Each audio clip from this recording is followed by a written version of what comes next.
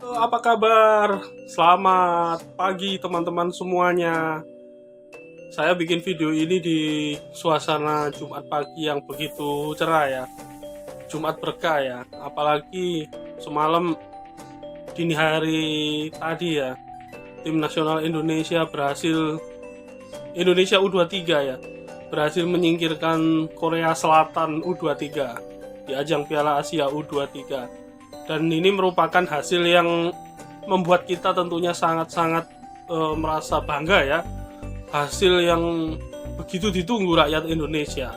Dan dengan kemenangan tersebut ya, melalui babak adu penalti yang sangat panjang dan menegangkan ya, 10-11 ya untuk kemenangan tim nasional kita setelah di waktu normal bermain imbang 2-2, lalu dilanjutkan extra time, tidak ada gol lagi yang tercipta.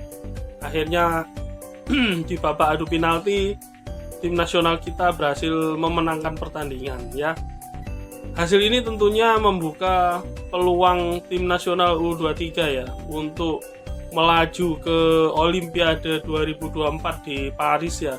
Sebuah ajang yang tentunya multi event tapi punya cabang olahraga sepak bola ini tentunya jadi salah satu cabang olahraga yang bergengsi ya. Jika ada yang bertanya ya kepada saya ya, bagaimana menurut Anda Bang permainan tim Indonesia semalam ketika melawan Korsel?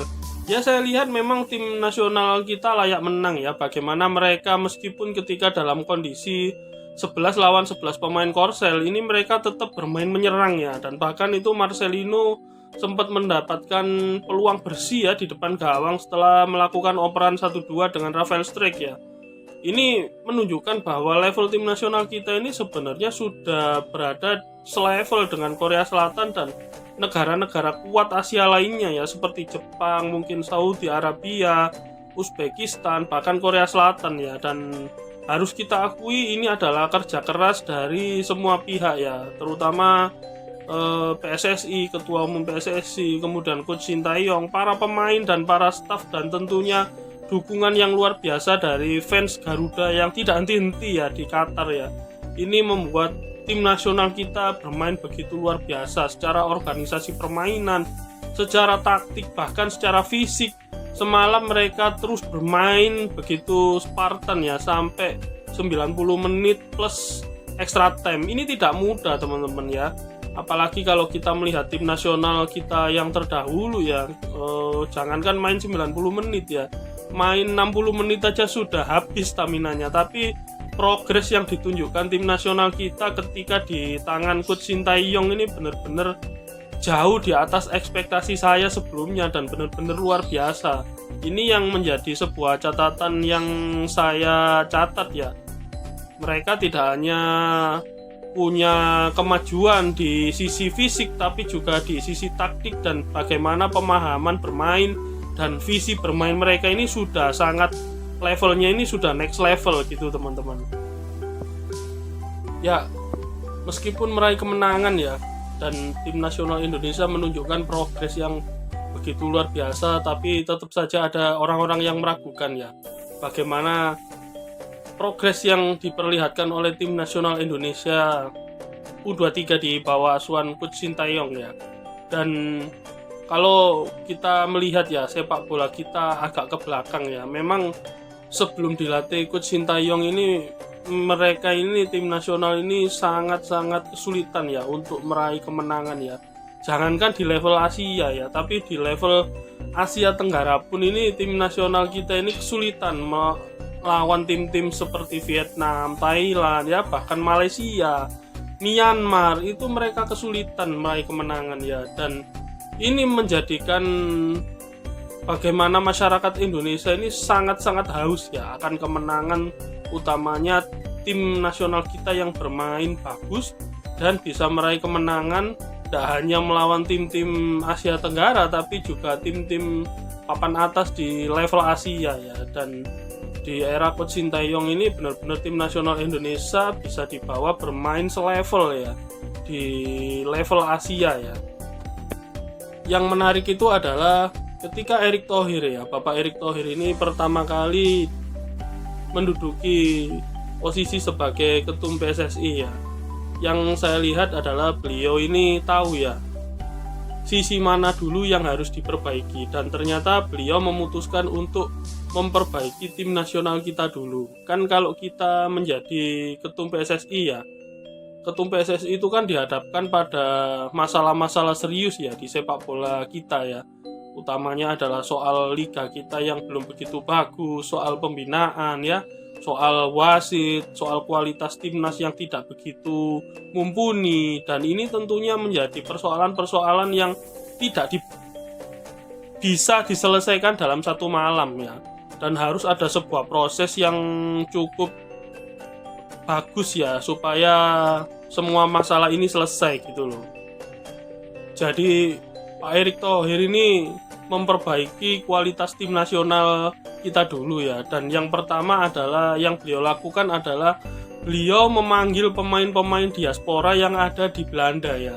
Dan dari data yang saya dapatkan di Belanda itu memang ada sekitar 2,5 atau 2,6 juta ya warga negara Belanda yang diaspora atau punya warga negara atau darah Indonesia ya, dan itu langkah yang menurut saya begitu jenius ya, dan harus diapresiasi karena kita tahu ya banyak pemain-pemain keturunan tim nasional Belanda ini ya, maksud saya yang juga punya darah Indonesia ya di masa lalu, seperti Giovanni Van Bronckhorst ya, kemudian Nigel de Jong ya, kemudian yang terbaru gelandang Milan Tijani Reinders itu juga keturunan Maluku semua. Nah, kenapa tidak ya kita tim nasional Indonesia memanggil pemain-pemain Belanda ya, yang punya, maksud saya pemain-pemain yang bermain di Liga Belanda yang punya darah Indonesia, dan itu akhirnya dilakukan oleh Bapak Erick Thohir ya, ketika memanggil pulang pemain-pemain seperti Justin Hapner, Ivar Jenner, Tom Haye, Ragnar Oratmangun, Rafael Strik, dan banyak lagi ya, saya tidak bisa sebutkan satu persatu ya.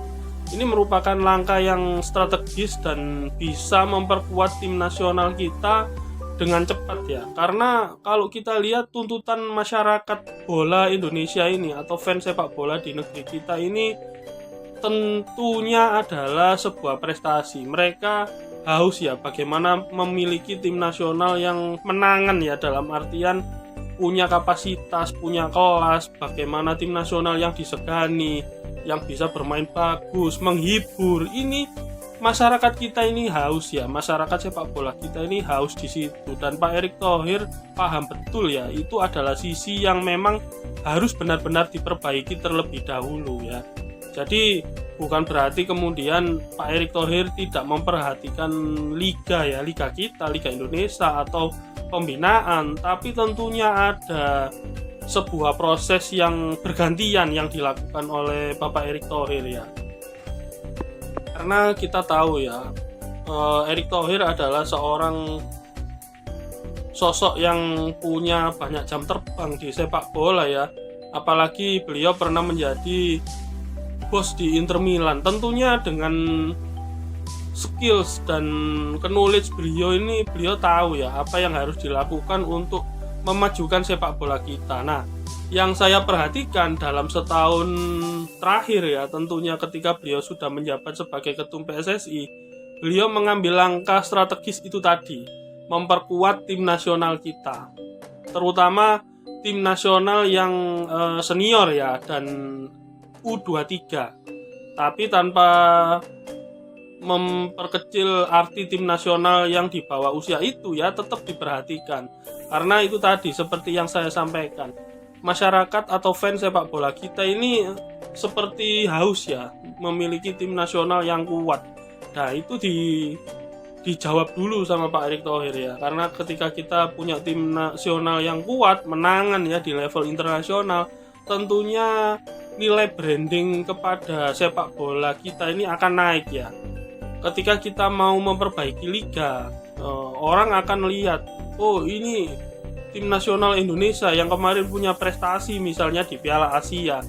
Tentunya orang akan semangat ya, oh berarti mereka punya keseriusan yang luar biasa, tidak hanya memperbaiki timnas tapi mungkin juga memperbaiki liga.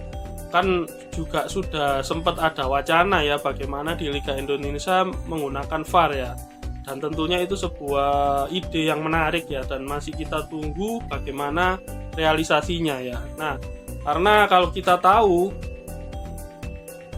mempunyai atau memperbaiki sebuah liga di sebuah negara itu bukan perkara yang sederhana atau mudah ya. Ini membutuhkan sebuah proses dan blueprint yang sangat-sangat terstruktur dan luar biasa. Contohnya Jepang aja ya. Jepang itu mereka membutuhkan waktu berpuluh-puluh tahun sampai J-League itu menjadi sebuah kompetisi yang sangat-sangat disegani di Asia ya. Bahkan banyak talenta-talenta Jepang yang dilirik kemudian oleh talent scouter klub-klub Eropa, utamanya dari Bundesliga Jerman ya, dari Austria. Nah, ini bisa kita contoh ya. Dan Pak Erick Thohir sendiri sudah mengatakan bahwa Indonesia akan bekerja sama dengan pihak J-League ya untuk memajukan sepak bola kita. Nah, ini sebuah langkah revolusioner ya, tidak hanya VAR yang tentunya akan terus kita nantikan. Nah, kira-kira segitu dulu teman-teman vlog dari saya ya, menanggapi bagaimana kemenangan tim nasional Indonesia, dan saya rasa ini hasil yang patut dibanggakan. Semoga saja langkah tim nasional Indonesia ini tidak hanya sampai di sini ya, karena impian kita tentunya timnas ya setidaknya bisa melaju ke final Piala Asia U23 ya, sehingga kita mendapatkan tiket otomatis ke Olimpiade 2024 di Paris ya.